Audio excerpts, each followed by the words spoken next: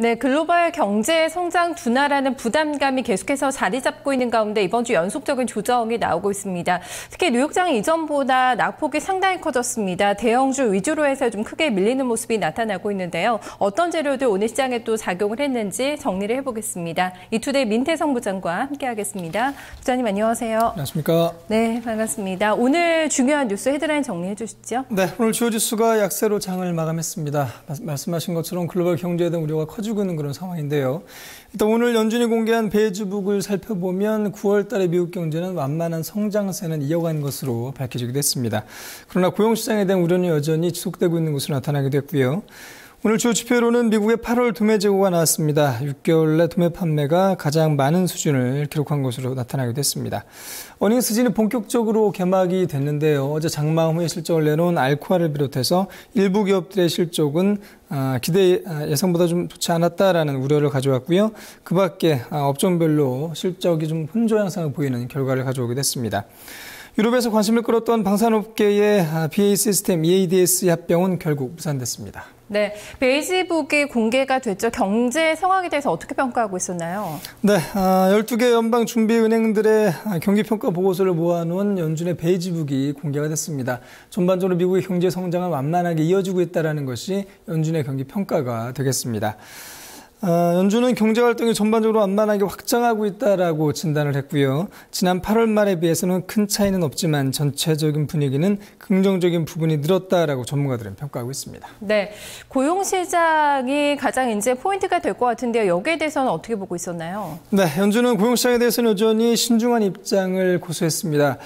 특히 운수라든가 건설, 소프트웨어, 엔지니어 같은 숙련된 인력을 구하는 것은 여전히 쉽지 않다라고 진단을 해서 미국 고용시장의 유연성이 상당히 악화했다라고 평가를 했고요.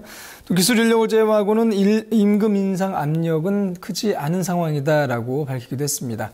이는 미국 소비자들의 씀씀이에도 좀 영향을 미칠 것으로 예상이 되고 있습니다. 부동산 시장에 대해서 연준은 긍정적으로 평가했는데요. 거주용 부동산은 개선되고 있다라고 진단했고요. 기존 주택 판매가 늘고 있는 것에도 역시 긍정적인 입장을 나타냈습니다. 기존 주택 판매 가격도 완만하게 상승했다라고 연준은 밝혔습니다. 네, 역시 지표에서도 나타나는 것처럼 주택 시장에 대해서는 좀 개선이 되고 있다. 아직 고용 시장은 좀 멀었다. 이쪽으로 의견이 모아진 것 같습니다. 지표도 하나 발표가 됐죠. 8월 도매 재고 내용 어떤가요? 네, 상무부가 8월 도매 재고 지수를 공개했습니다. 0.5% 상승한 것으로 밝혀졌습니다. 월간은 0.4%의 상승을 점쳤는데 예상보다 0.1%포인트 상승폭은 좋았습니다. 같은 기간 도매 판매는 전월 대비 0.9% 증가한 것으로 집계가 됐는데요. 역시 예상치 0.5%보다는 증가폭이 더 컸습니다. 지난 7월 이후에 7월 달에 0.2% 감소했었는데 한 달 만에 증가세로 전환하는 것이 특히 긍정적으로 해석이 되고 있습니다.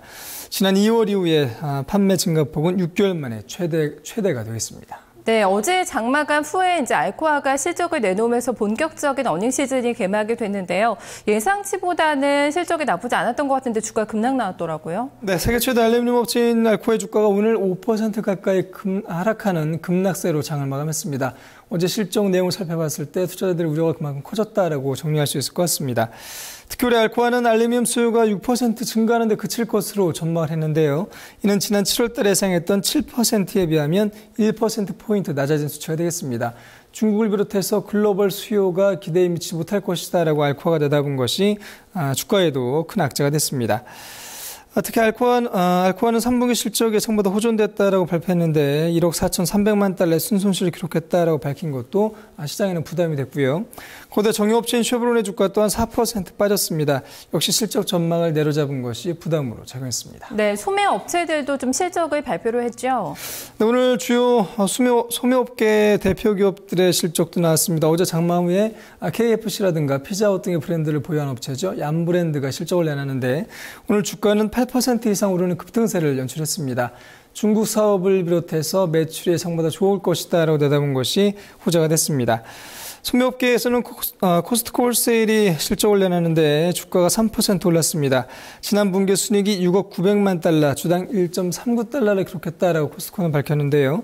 전년 동기에 4억 7,800만 달러, 주당 1.08달러에 비한다면 27%나 순이익이 늘었다는 부분이 호재가 됐습니다. 네, 유럽 기업 소식도 한번 살펴볼까요? 최대 방산업계 M&A에 관심이 모아졌었는데 좀 실패했죠. 네, 그렇습니다. 유럽에서 최근에 가장 큰 이슈라고 볼 수가 있겠습니다. 영국의 BAE 시스템과 프랑스와 독일 합작업체인 EADS 합병이 결국 무산된 것으로 전해졌습니다. 각국 주요 정부 간의 이해관계가 해소되지 못한 것이 재료가 된 것으로 보이고요. 특히 영국과 프랑스, 독일 정부는 공식적으로 상당한 이견을 나타낸 것으로 전해지기도 했습니다. 주요 언론은 메르켈 총리가 BAE 시스템과 합병에 반대했지만 뚜렷한 이유는 밝히지 않았다라고 전했습니다. 네, 거대 기업의 좀 탄생을 기대를 했었는데 좀 무산이 됐네요. 오늘 소식 여기까지 듣겠습니다. 고맙습니다. 감사합니다.